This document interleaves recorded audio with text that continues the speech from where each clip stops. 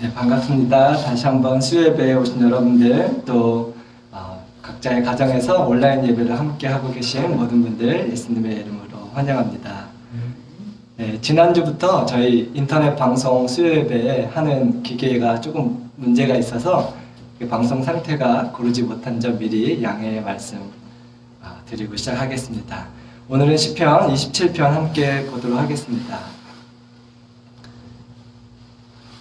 주목사님이 나눠주신 것처럼 저희 시편 말씀을 보면서는 함께 찬양하고 기도하는 시간을 더 많이 갖도록 하면 좋겠습니다. 혹시 리차드 범브란트라는 목사님의 성함을 들어보신 적이 있나요? 그분의 이름은 생소해도 이 이야기는 많이 들어보셨을 거예요.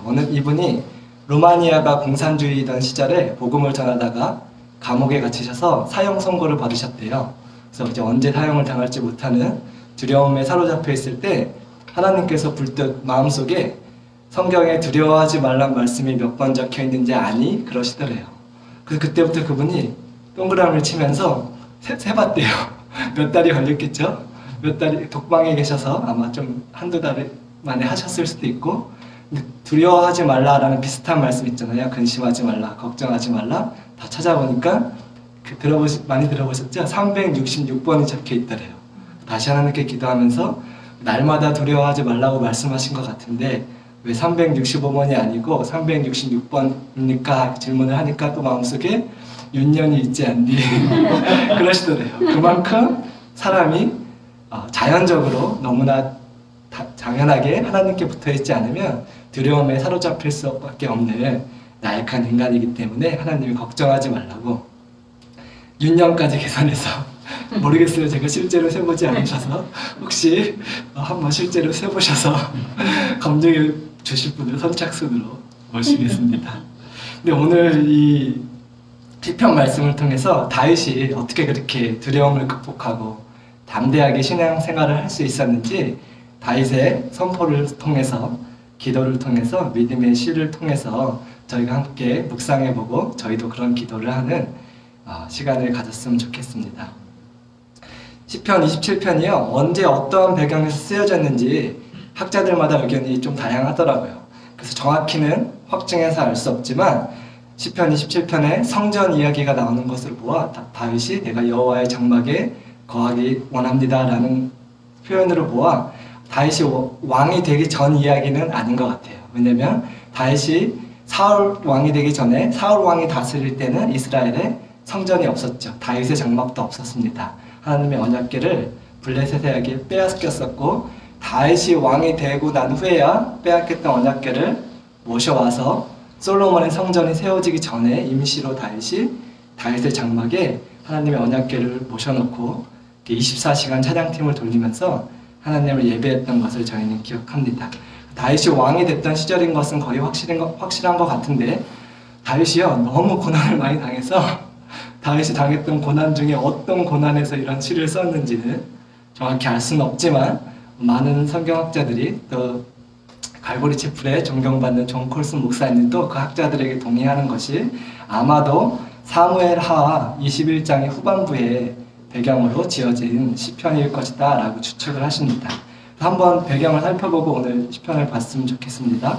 사무엘하 21장 15절에서 17절이 오늘 시편 말씀의 배경으로 추측되는 내용입니다. 제가 오늘 파워포인트는 준비되어 있지 않아서 같이 말씀을 찾아봐 주시면 감사하겠습니다.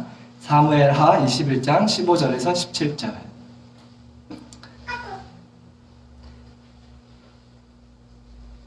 세 절인데 저와 여러분이 한번 길지 않으니까 한번 같이 읽어보도록 하겠습니다.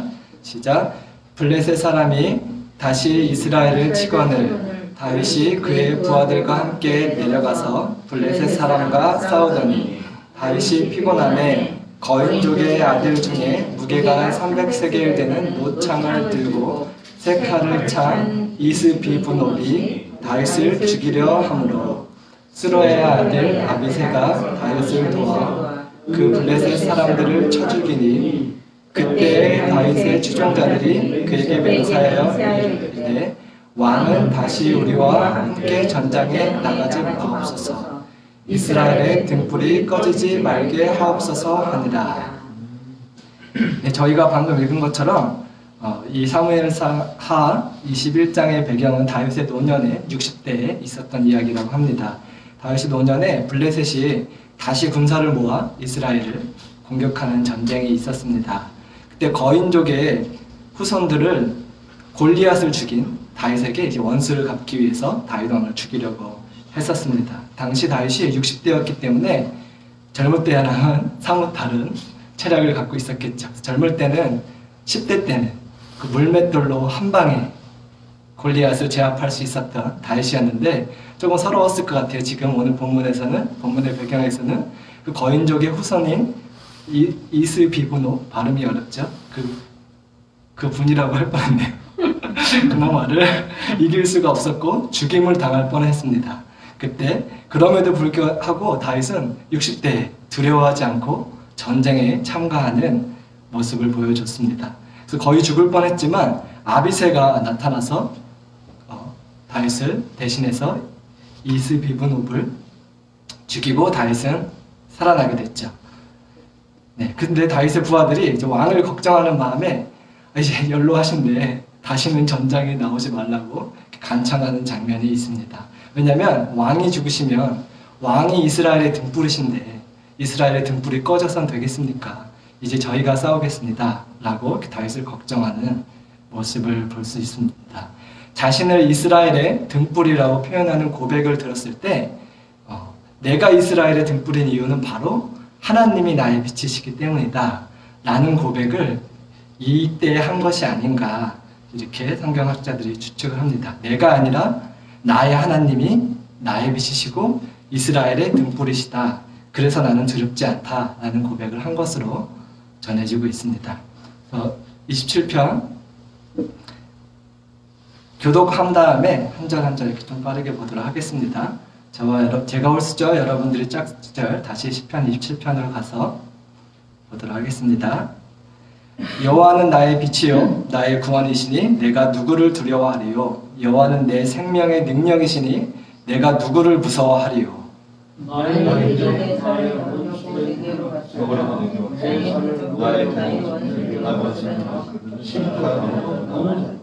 군대가 나를 대적하여 진칠지라도 내 마음이 두렵지 아니하며 전쟁이 일어나 나를 치려할지라도 나는 여전히 태어나리로다. 여호와의 방하신 한 가지 그것을 구하리니 곧 내가 내 평생에 여호와의 집에 살면서 여호와의 아름다움을 바라보며 그의 성전에서 사모하는 것이다.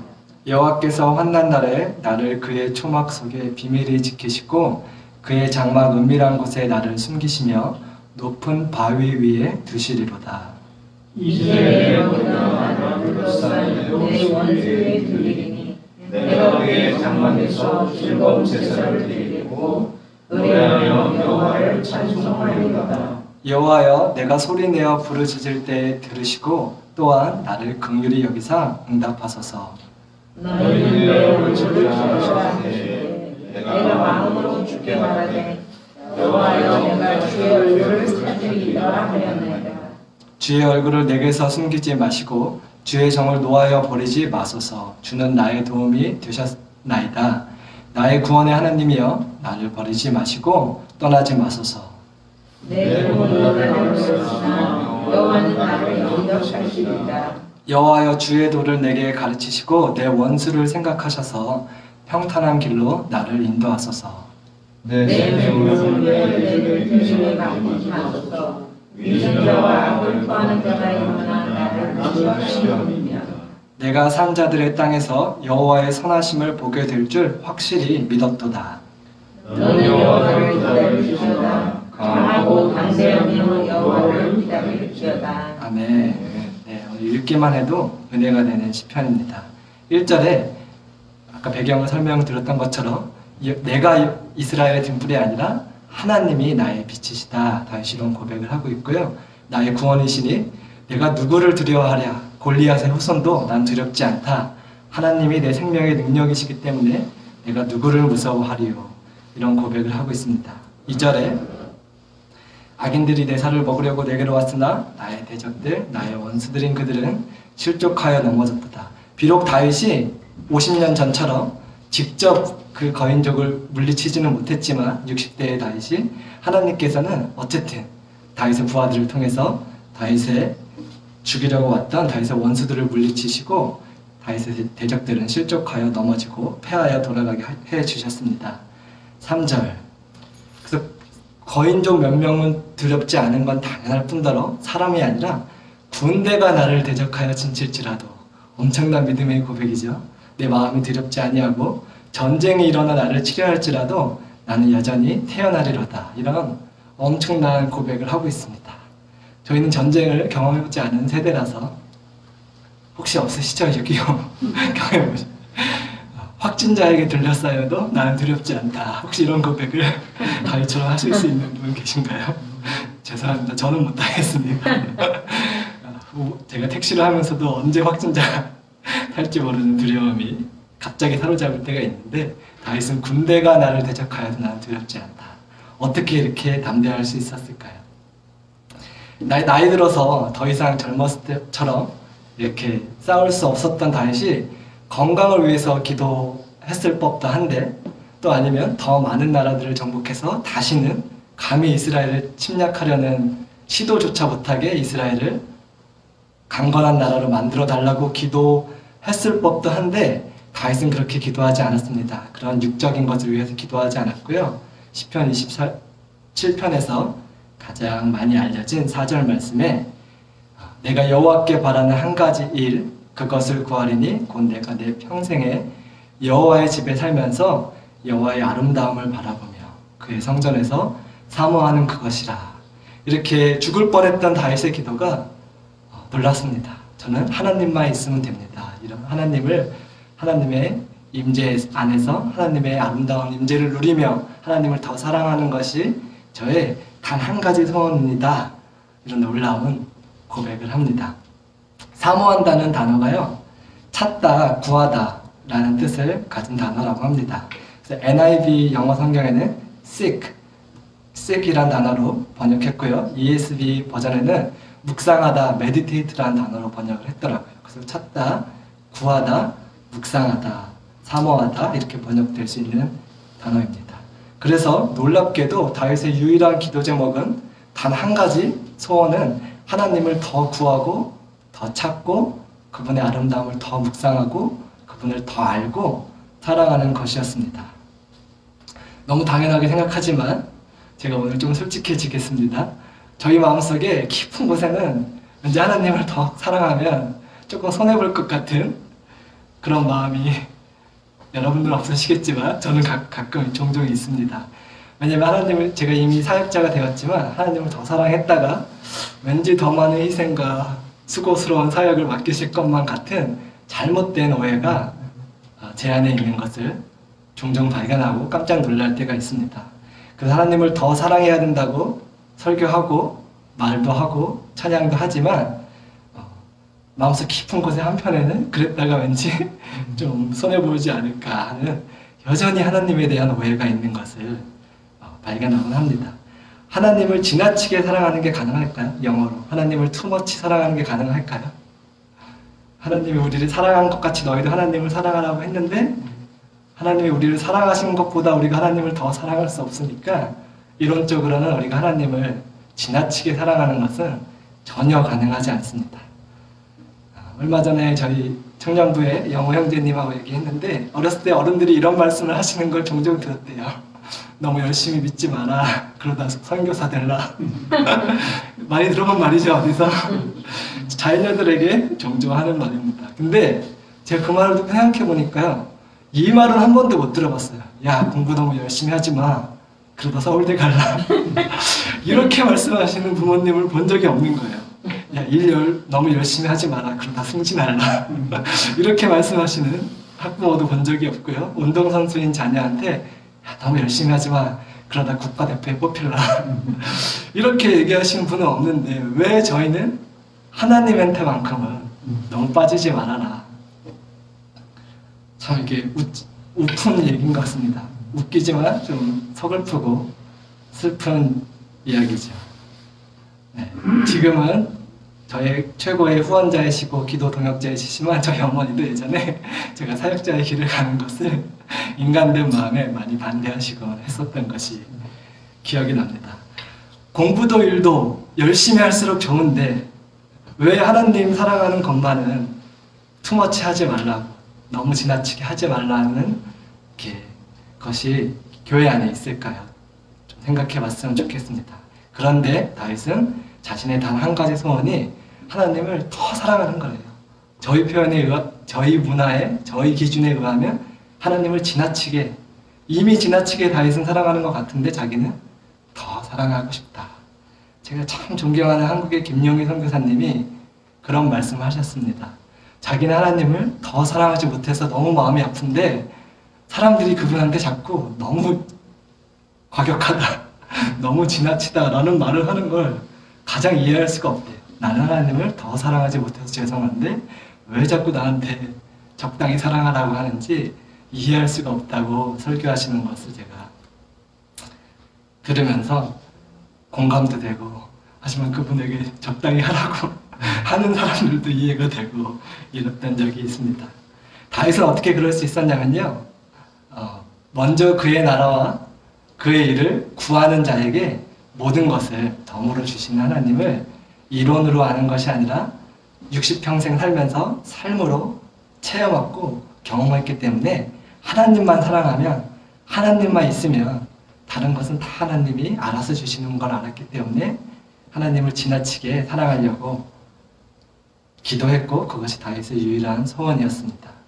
솔로몬도 그런 아버지의 신앙을 본받았던 것 같습니다. 저희가 잘 알고 있죠. 솔로몬의 꿈에 하나님이 나타나셔서 소원을 하나 물어봤는데 솔로몬이 하나님이 맡겨주신 하나님의 백성들을 잘 다스릴 수 있는 지혜를 구했죠. 하나님의 마음에 합한 기도 제목을 구하자 하나님께서 솔로몬이 구하지도 않은 부귀영화를 덤으로 주신 것을 저희가 기억합니다.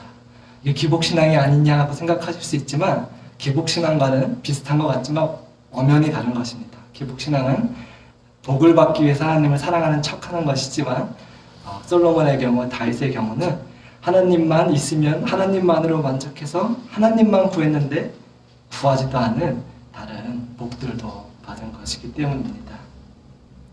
5절에 계속해서 보겠습니다. 여호와께서 환난 날에 나를 그의 초막에 속에 비밀히 지키시고 그의 장막 은밀한 곳에 나를 숨기시며 높은 바위 위에 두시리로다. 다윗이 이렇게 기도하지 않았다 그랬죠? 하나님, 제가 이제 60이 됐는데 전쟁 좀 그만해야 되지 않겠습니까? 제가 할 만큼 했습니다. 나를 이제 안전하게 지켜주시는 것이 내 남은 생에 전쟁이 없는 것이 제 소원입니다. 이런 고백을 할 필요가 없었던 이유는 하나님만 구하면, 하나님만 구했더니 일평생 하나님이 그를 지켜주시고 또 구하지도 않았는데 왕으로 세워주시고 높여주시고 이런 하나님을 경험했기 때문에 안전, 평안, 이런 기도 제목도 중요하지만 그것을 굳이 구하지 아니했었습니다. 6절, 이제 내 머리가 나를 둘러싼 내 원수 위에 들리리니 내가 그의 장막에서 즐거운 제사를 드리겠고 노래하며 여호와를 찬송하리로다. 하나님이 다윗의 원수들 위에 고개 숙여졌던 다윗의 머리를 들려주셨습니다. 예전에 유행가 가사에 고개 숙인 옥경이라는 가사에 그 노래를 저희 어머니가 참 좋아하셨습니다. 고개 숙인 남자였던 다윗의 머리를 하나님이 들어주셨습니다. 하나님을 구하고 하나님만 구하고 자꾸 사랑했던 다윗을 하나님이 지켜주시고 승리케 하신 것이죠. 그래서 다윗은 더 이상 우울한 인생을 살지 않았습니다. 즐거운 제사를 드리겠다고 말했고요. 다윗은 기뻐 노래했고요. 하나님의 임재로 참 행복한 노년을 살면서 인생을 마무리했습니다. 7절에 여호와여 내가 소리지져 부르짖을 때에 들으시고 또한 나를 긍휼히 여기사 응답하소서. 때때로 삶의 위기가 찾아올 때마다 다윗은 인간적인 방법으로 자신의 힘과 능력으로 문제를 해결하려고 하기보다는 하나님께 부르짖는 기도를 했습니다. 부르짖는 기도는 하나님이 특별히 긍휼하게 여기시는 기도이기 때문입니다. 8절 계속해서 다윗의 기도를 보겠습니다. 너희는 내 얼굴을 찾으라 하실 때에 내가 마음으로 주께 말하되 여호와여 내가 주의 얼굴을 찾으리이다 하였나이다. 모르겠어요. 하나님이 다윗에게 내 얼굴을 찾으라 하셨대요. 그게 선지자를 통해서 말씀하신 건지 아니면 꿈을 통해서 말씀하신 건지 아니면 다윗이 고민하고 기도하는 와중에 마음속 깊은 곳에 하나님이 말씀하신 건지 아마도 야 인간적인 능력으로 이 위기를 극복하려고 하지 말고 나한테 매달려 내 얼굴을 구해 나를 찾을 때 내가 도와줬지 않니? 하나님이 이렇게 생각나게 세미한 음성으로 말씀하신 것 같아요. 하나님께서 실제적인 해결 방안을 주시기보다 기도의 자리로, 예배의 자리로, 묵상의 자리로 초대하실 때가 있습니다. 아니, 지금 당장 해결해야 되는 일이 눈앞에 닥쳤는데 지금 한 번이라도 더 공부해야 되고 한 푼이라도 더 벌어야 되는 상황이고 한 명이라도 더 만나서 이거를 실제적으로 해결되는 상황인데 때때로 그런 때 하나님이 나를 찾으라. 그게 가장 효과적인 가장 빠른 해결 방법이다라고 우리 마음 가운데 말씀하실 때가 있습니다. 그럴 때 다윗의 반응이 어땠냐면요. 맞습니다 하고 기억하고 내가 주의 얼굴을 찾으리이다 라고 하나님이 다윗의 유일한 구원인 것을 기억하고 하나님의 친밀한 교제의 자리로 다윗은 기억하고 나아갔습니다. 예전에 너무 바빠서 기도합니다 라는 책이 있어요. 제가 읽어보진 않았습니다. 그 제목만 봐도 그 책의 내용이 와닿더라고요. 너무 바빠서 기도 못합니다가 아니라 너무 바빠서 너무 해결해야 될 일이 많아서 어차피 내 힘으로 해결 못할 바야 하나님께 매달리는 게 효과적이다. 그런 내용의 책이라고 짐작이 되었습니다. 다윗의 경우도 마찬가지입니다. 주변 국가들에게 사신을 보내서 지원 병력을 요청할 수도 있었을 것이고 아니면 어떻게 인간적인 방법으로 해결하려고 할 수도 있었을 것이지만 하나님께서 너는 내 얼굴을 찾아라 라고 할 때 하나님께 나아가서 하나님을 의지했습니다. 위기의 순간마다 기도의 자리로 나와서 하나님의 얼굴을 구했습니다. 그것이 바로 다윗이 60평생 살면서 모든 두려움을 극복하고 담대히 하나님만 의지하면서 신앙생활을 하고 다윗의 삶이 형통할 수 있었던 비결입니다. 그렇게 위기의 순간마다 세상적인 도움을 찾기보다 하나님의 얼굴을 구하러 찾으러 나아가시는 저와 여러분이 되기를 축원합니다. 9절 주의 얼굴을 내게서 숨기지 마시고 주의 종을 노하여 버리지 마소서. 주는 나의 도움이 되셨나이다. 나의 구원의 하나님이여 나를 버리지 마시고 떠나지 마소서. 하나님만 두려워했던 다윗은 하나님만 두려워했기 때문에 다른 모든 두려움을 극복할 수 있었던 것이 영적인 비밀입니다. 다윗이 유일하게 두려워했던 것이 한 가지가 있었는데 9절에서 보듯이 하나님께서 얼굴을 숨기시는 거예요. 예전에 찬양할 때 느껴졌던 하나님의 임재가 느껴지지 않는 것, 하나님과의 친밀한 교제가 되지 않는 것, 내 마음속에 말씀하시는 하나님의 음성이 들리지 않게 되는 것이 하나님과 멀어지는 것이 다윗의 유일한 두려움이었습니다. 그래서 밧세바의 범죄 후 당연히 죄를 짓고 하나님과 멀어졌겠죠. 그때도 다윗이 두려워했던 것이 뭐냐면 내가 이제 죄를 지어서 모양이 안 섭니다. 사람들이 나를 비난할 것 같습니다. 사람들을 두려워하지 않았어요. 내가 죄를 지어서 다윗이 두려워했던 것은 그때 어떤 고백을 했냐면요. 시편 51편에 성령을 거두지 마소서 이런 기도를 했어요. 하나님, 예전엔 내가 기도할 때 하나님이 응답하셨고 예전엔 내가 하프를 들고 찬양할 때 하나님의 임재가 느껴졌는데 이제는 내가 범죄함으로 느껴지지 않습니다. 하나님 제발 성령을 거두지 마시고 나를 용서하셔서 다시 한번 하나님의 친밀한 임재 가운데로 하나님의 아름다움을 누리게 해달라고 다윗이 기도했고 그것이 다윗의 유일한 두려움이었습니다. 그렇게 하나님을 두려워할 때 하나님만 두려워할 때 우리는 세상 다른 모든 두려움으로부터 자유케 될 수 있는 것입니다. 그래서 하나님만 두려워하시는 여러분들이 되기를 축원합니다. 잠시 그래서 잠깐 돌아보는 시간을 가졌으면 좋겠습니다. 지금 내가 가진 가장 큰 두려움은 무엇인가? 예전에요, 제가 우버를 처음 시작했을 때 지금은 코로나라서 안 되는데 그때는 합승이 가능했거든요. 4명이 탔어요. 부부 한 분이 타고 그 다음에 가다가 한 명이 또 타고 또 한 명이 타고 세 그룹이 탄 거죠. 근데 갑자기 거기 나이 드신 한 분이, 젠틀맨 한 분이 우리 좀 가면서 심심하니까 나눔을 하세요. YM 출신이신지. 그러더니 자기가 인도하겠다고 하는데 정말 깊은 주제를 나누더라고요. 너의 삶의 마음속 가장 깊은 곳에 있는 두려움이 무엇이니? 그 질문을 하는 거예요. 제가 당황을 했어요. 이거 분위기 뻘쭘해지겠다. 근데 다들 나누더라고요. 오히려 낯선 사람이라서 나누기 쉬웠겠죠. 그랬더니 정말 가족한테도 나누기 힘들어. 다 기억이 안 나는데 어떤 사람은 자기 어렸을 때 물에 빠졌었대요. 그래서 물에 익사돼서 죽을까봐 두렵습니다. 이런 걸 나눴던 사람도 있었었고, 또 다른 사람은 이혼을 했다 그랬나? 그래서 사람에게 버려지는 것이 제일 두렵다 그러고, 낯선 사람이라서 그럴 수도 있지만 다들 자기 안에 이제 한 가지 이상 가장 큰 두려움 하나씩 갖고 있는데 그것을 나누는 것을 보고 참 신기했던 기억이 갑자기 납니다. 이 시간 잠시 한 5초, 10초 정도만 지금 내 삶에 하나님께서 극복해 주셨으면 하는, 내가 믿음으로 극복해야 되는 두려움이 혹은 근심이나 걱정이나 염려가 무엇이 있는지 잠깐 생각해 보겠습니다.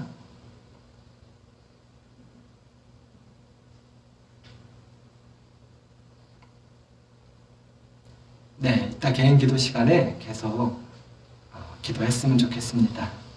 10절, 다윗은 이런 두려움이 있었던 것 같아요. 내 두 부모는 나를 버렸으나 여호와는 나를 영접하시리로다. 다윗의 유년기를 성경에 기록되지 않아서 저희가 다 알 수는 없지만 무슨 이유에서든지 부모님께 실제로 버림받았거나 적어도 다윗이 느끼기에 버림받은 것 같은 그런 삶을 살았습니다. 그래서 다윗은 하나님께만은 버림받고 싶지 않은, 하나님하고만큼은 관계가 소원해지고 싶지 않은 그런 좋은 두려움이 생기게 된 것이 오히려 축복이었습니다.